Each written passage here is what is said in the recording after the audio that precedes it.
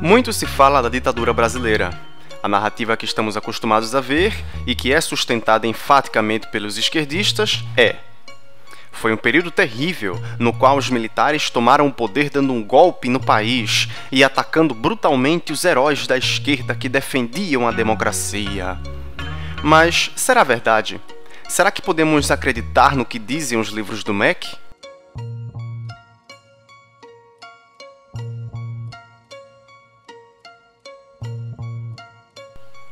Será que podemos acreditar no que dizem os professores da esquerda?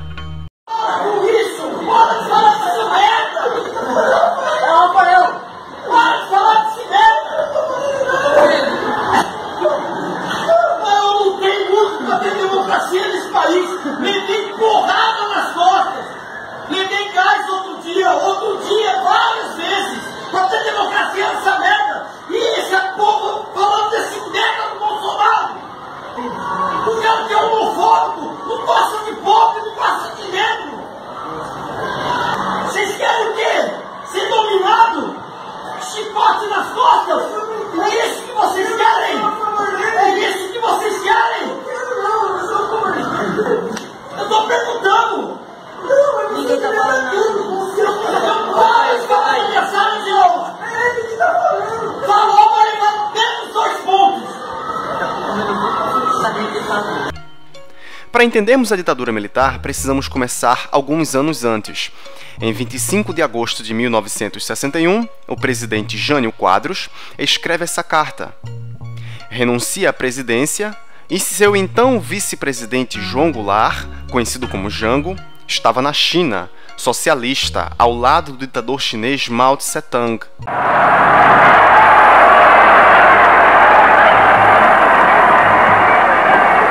Em agosto de 1961, o aperto de mão com Mao Tse-tung fez de João Goulart novamente pioneiro, desta vez aproximando o Brasil do terceiro mundo.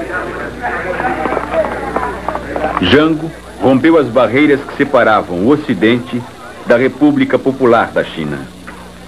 Na viagem a Pequim, ele repetiu o ritual do degelo com Moscou. Meus amigos chineses, nestes poucos dias de convívio com o povo chinês e com os seus dirigentes, pude ver que esta não é a velha China, cheia de lendas e superstições, que os povos ocidentais encaravam com um misto de vago temor e uma admiração reverencial pelo desconhecido. O vosso país dá-me a sensação de uma renovada juventude dentro de si mesmo. Ao primeiro contato convosco, diante da recepção calorosa que nos proporcionastes, senti-me como se estivesse hospedado na casa de um velho e bom amigo. Mao Tse foi um ditador socialista assassino que matou entre 45 e 70 milhões de pessoas direta e indiretamente. Se você acha que o Hitler foi terrível porque matou 6 milhões no Holocausto, o que é que você acha do Mao Tse? Você apertaria as mãos dele sujas de sangue? Se você é de esquerda, provavelmente você nunca ouviu falar do Mao Tse. Tampouco imaginaria que um presidente brasileiro tinha relações próximas com um genocida desse nível. Provavelmente para você, Hitler foi o pior ditador da história, certo?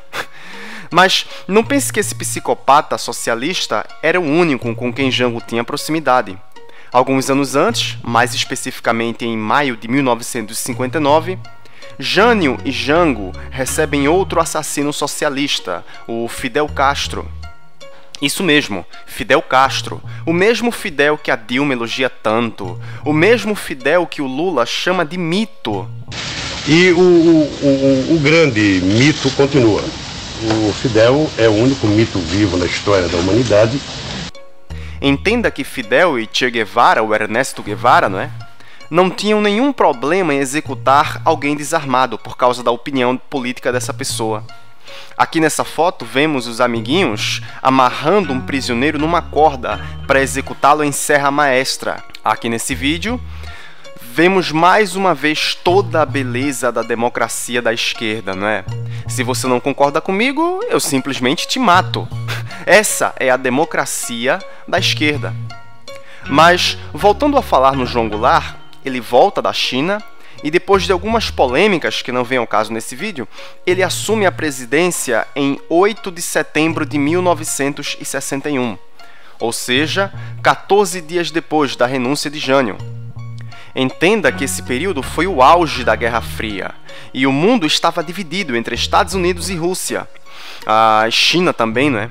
Portanto, toda essa proximidade que Jango tinha com psicopatas assassinos socialistas incomodava bastante parte da população brasileira e internacional. Jango, então, começa a seguir uma cartilha esquerdista, promovendo diversas reformas que até hoje são defendidas pelos esquerdistas brasileiros. Teve, por exemplo, o decreto de número 53.700, de 13 de março de 1964. Era o decreto da reforma agrária, promovendo desapropriação de terra, inclusive de terras consideradas incompatíveis com a função social. A questão é, quem define se uma terra é compatível ou não com a função social? Eu, inclusive, apoio algum tipo de reforma agrária, principalmente das terras indígenas, que aqui no Brasil já são mais de 1 milhão de quilômetros quadrados. É quase 2 vezes o tamanho da Espanha. Apenas para que você tenha ideia, o total dos nossos índios brasileiros não chega nem a 900 mil. Desses 900 mil, não é? Apenas 572 mil vivem nessas terras. O resto vive nas cidades civilizadas. Qualquer idiota com um mínimo de inteligência entende que é humanamente impossível 572 mil pessoas ocuparem sozinhas o tamanho de 2 países inteiros. Então, eu sou a favor de algum tipo de reforma agrária, sim, não é? Mas isso é algo que precisa ser feito com muito critério. Afinal de contas, quem é que vai definir o que é considerado função social ou não? Falando ainda sobre o Jango, também teve a reforma educacional, que visava combater o analfabetismo, né? Uma coisa positiva. Porém, ao mesmo tempo, buscava expandir o método Paulo Freire. Aqui no site oficial do Instituto João Goulart, vemos essa informação. Paulo Freire, nomeado pela Dilma como patrono da educação brasileira hoje, né? Sempre foi um marxista confesso. Aquilo tudo me remeteu a Marx. Eu sempre digo, não foram os camponeses que disseram a mim, Paulo, tu já leste Marx? Não, de jeito nenhum, eles não liam nem jornal. Foi a realidade deles que me remeteu a Marx. E eu fui a Marx. Eu não vou abordar a fundo o método Paulo Freire, porque existem excelentes livros que tratam desse assunto. Basta saber que o método Paulo Freire consistia em inserir, no meio do processo de alfabetização, debates sociais e politicamente enviesados, né? Isso se faz na fase chamada conscientização do método Paulo Freire. Você pode pesquisar, pode ler por conta própria, né? Jango também pretendia uma reforma eleitoral, promovendo inclusive a legalização do Partido Comunista Brasileiro, o PCB. E ainda tem gente que diz que Jango era de direita, né? Por último, teve a estatização compulsória de empresas. Aqui nesse livro do acervo da Assembleia Legislativa do Rio Grande do Sul, você pode conferir essa informação. Jango pretendia até mesmo a estatização, a nacionalização, como eles chamam, de empresas do ramo da telecomunicações, da telefonia, né? Eu sei que muito provavelmente você não gosta da sua operadora, mas será que se o governo tomar à força todas as operadoras do Brasil, será que a tua internet móvel fica melhor? Então, por todas as suas relações com comunistas, cubanos e chineses em plena Guerra Fria, por todas as suas medidas esquerdistas, inclusive desapropriação de terras, estatização de empresas, Jango estava sinalizando claramente de que lado estava. A única dúvida que havia é se ele iria realmente além no seu plano, né, de tomada de empresas e terras, colocando efetivamente um socialismo no Brasil. Em meio a toda essa insegurança do povo quanto ao Jango, tinha ainda o PCB, lutando pelo socialismo no Brasil. O PCB, inclusive, existe até hoje. Tem até um cara famoso que você já deve ter ouvido falar, né? Depois desse discurso lindo e democrático da esquerda. Nós sabemos que você é nosso inimigo, mas considerando que você, como afirma, é uma boa pessoa, nós estamos dispostos a oferecer a você o seguinte: um bom paredão, onde vamos colocá-lo na frente de uma boa espingarda, com uma boa bala, e vamos oferecer, depois de uma boa pá, uma boa cova, né? Com a direita e o conservadorismo, nenhum diálogo, luta.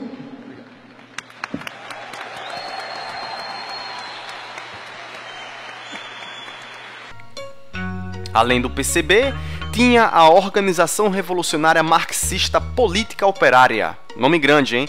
Aqui vamos chamar apenas de POLOP, né? A POLOP existia desde 1961, ou seja, bem antes do regime militar, a POLOP já estava no Brasil, né? Já estava fazendo seus atos. Seu objetivo era claro: instaurar um regime socialista no país. A POLOP, inclusive, era vista como mais radical que o PCB. Lembre da POLOP, falaremos no que ela se tornou adiante. Então, resumindo, o Brasil tinha o PCB, que buscava o socialismo, tinha a POLOP, que buscava o socialismo, tinha o Jango desapropriando terras, estatizando empresas, mantendo relações com líderes socialistas psicopatas de outros países. E tudo isso acontecendo em plena Guerra Fria, principalmente num país que há poucos anos atrás, mais especificamente 29 anos atrás, passou por uma tentativa de golpe da esquerda, a intentona comunista. Essa panela de pressão, não é, fez o povo, em conjunto com setores da igreja e setores da mídia... Você pode ver, que uma das marcas da ditadura é ter uma imprensa única. A TV Globo nasceu em 65. A revista Veja nasceu em 68. Agora me permite uma coisa aqui, por favor. Sim. Eu quero aqui elogiar, saudar a memória do senhor Roberto Marinho. Tá? Editorial de capa do Jornal Globo, de 7 de outubro de 1984. Abraspas, senhor Roberto Marinho, abraspas. Participamos da Revolução de 1964, identificados com os anseios nacionais de preservação das instituições democráticas, ameaçadas pela radicalização ideológica, distúrbios sociais, greves e corrupção generalizada. Fecha aspas. O senhor Roberto Marinho, o senhor acha que ele foi um democrata ou um ditador? O senhor... Acabei de falar. Por favor, me responda. Não, ele é um democrata ou um ditador? Eu vou lhe perguntar. O povo começou a rejeitar o Jango e começaram uma série de protestos que foram de 19 de março de 64 até 8 de junho de 64. Esses protestos ficaram conhecidos como Marcha da Família com Deus pela Liberdade. Você pode pesquisar, pode digitar isso no seu Google e você vai ver. Entenda que os militares não chegaram simplesmente e tomaram o poder. Na verdade, o povo estava nas ruas clamando por uma intervenção militar, porque a maioria do povo brasileiro, já naquela época, sabia dos riscos que a esquerda traz consigo. Seus discursos bonitos só promovem miséria, corrupção e violência onde quer que sejam aplicados. Ainda hoje, vemos pessoas que defendem a intervenção militar. Você acha que naquela época também não havia? Então, em 31 de março de 1964, os militares, apoiados por diversos setores da sociedade e pelo clamor popular, assumem o poder. A POLOP, rapidamente, ainda em 1964, começa a articular um plano de guerrilha. Esse plano só falhou pela atuação do Serviço Secreto da Marinha, o CENIMAR. É difícil dizer quem atirou a primeira pedra, porém, rapidamente a situação degringolou numa luta armada. De um lado, tinha o Exército Brasileiro e do outro, tínhamos diversos grupos de luta armada, vários deles derivados do PCB ou da POLOP. A própria Dilma fez parte desses grupos e ela mesma admite. Então houve, na minha geração, um processo de luta efetiva contra a ditadura. Aí, vários companheiros meus, várias pessoas que eu respeito, praticaram uma série de atividades, incluindo atividades armadas, por razões muito especiais, que a vida você não controla. Eu, especificamente, tive uma participação armada. Tanto é assim, qualquer órgão de repressão sabia bastante da vida da gente. A Dilma fez parte de 3 grupos, o VPR, Colina e VAR Palmares. Esses 3 grupos são ramificações da POLOP. Mas se você não acredita no que viu até agora, que tal o ex-marido da Dilma falando? Eu tenho muito orgulho também de ser companheiro da Dilma por esse tempo todo. Nós identificávamos muito sempre, até hoje nos identificamos muito. Muito importante, gratificante. Nós temos vivido muitos anos juntos. A gente fez um bom companheirismo que persiste até hoje. Nós formamos uma organização nacional chamada Vanguarda Armada Revolucionária Palmares. Nós praticávamos ações de expropriação, que nós chamávamos dos bancos. Nós íamos buscar dinheiro nos bancos, nós queríamos ter dinheiro para comprar armas. Fizemos ações em quartéis também, alguns quartéis, para pegar armas. Esta mañana conversé, por cierto, con nuestra gran amiga, la ministra de la Casa Civil de la Presidencia de Brasil, nuestra buena amiga Dilma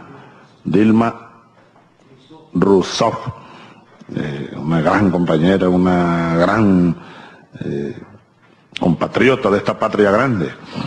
Ella fue ministra de Energía de Lula, gran conocedora del tema energético, una gran patriota suramericana, Dilma Rousseff. Dilma Rousseff incluso viene de la línea dura. Dilma, su esposo y ella participaba en aquellos movimientos. En una ocasión secuestraron un embajador yanqui em Brasil. Desses grupos armados também fizeram parte José Dirceu, né? Aqui inclusive vemos uma foto do José Dirceu da época da guerrilha. Dirceu, o ministro nomeado pelo Lula, foi preso no escândalo de corrupção do Mensalão. Também tínhamos o José Genuíno, presidente do PT. Aqui ele aparece também na época de guerrilha. Genuíno também foi preso por corrupção no escândalo do Mensalão. Então, já vimos que a cúpula do PT está metida com grupos armados. Mas o que esses grupos buscavam e como buscavam? Para entender o que eles buscavam, não tem segredo. Por serem grupos dissidentes do PCB e da POLOP, você já deve imaginar que eles buscavam um regime socialista, isso é óbvio. Mas, se a lógica não lhe basta, pesquise a respeito desses grupos em qualquer site, até o Wikipédia serve para isso, não é? Até o Wikipédia sabe de uma coisa tão besta quanto essa. Olhando aqui, olha, o VPR, que a Dilma fez parte, não é? Você pode ler claramente: a instauração de um governo de cunho socialista no país. Se olharmos o VAR Palmares, que a Dilma também fez parte, você verá uma ditadura do proletariado no Brasil. Olhando para o Colina, o terceiro grupo que a Dilma fez parte, olha aqui.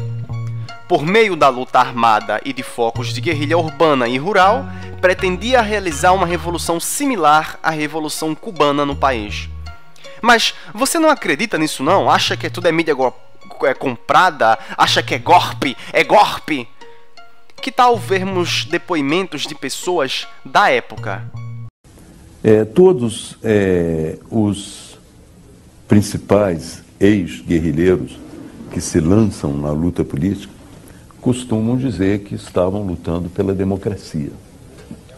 Eu não tenho condições de dizer isso.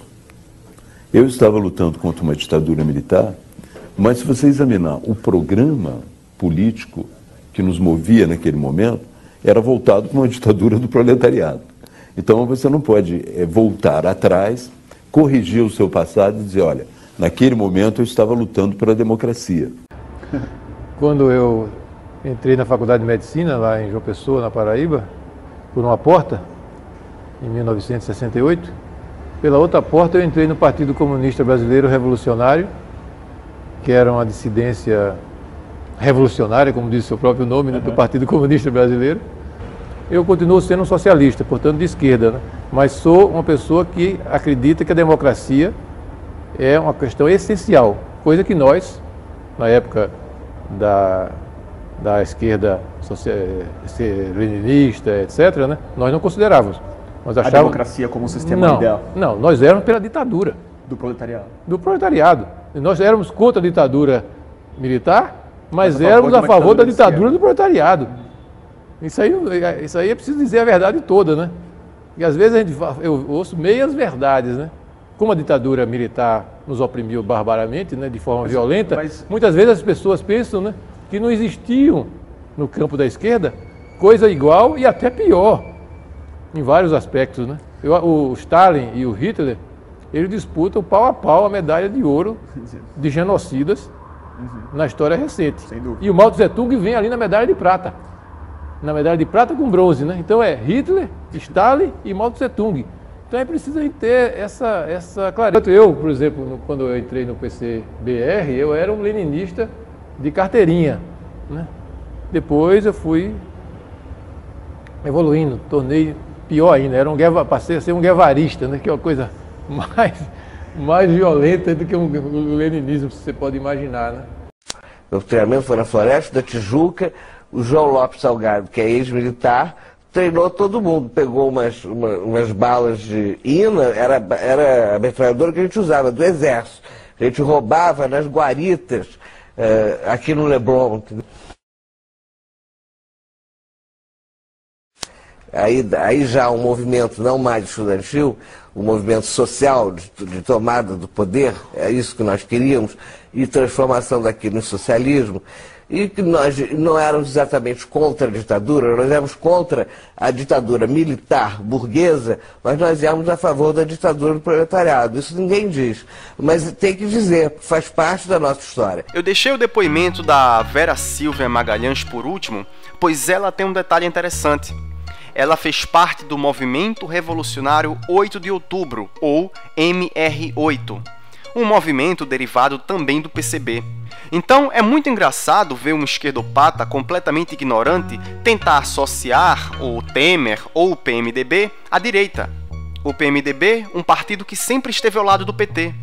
E os guerrilheiros socialistas do MR8 foram acolhidos pelo PMDB. Essa informação consta na própria página da esquerda do vermelho.org. Você acha que foi à toa que o vice da Dilma foi o Michel Temer?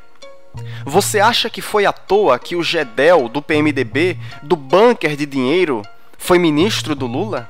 Para um governo dar certo, como está dando do presidente Lula, é preciso contar com gente competente. O ministro Gedel, sabe que hoje está na integração e, portanto, é responsável da defesa civil. Eu falo sem medo de errar. Duvido que na história de 500 anos desse país, as calamidades tiveram a resposta tão imediata que nós tivemos. O Brasil reconhece. O trabalho na Bahia tem nome. Você foi um cumpridor de tarefa extraordinário e isso eu tenho ouvido não apenas da minha boca que viaja com você, mas da companheira Dilma que conviveu contigo e coordenou.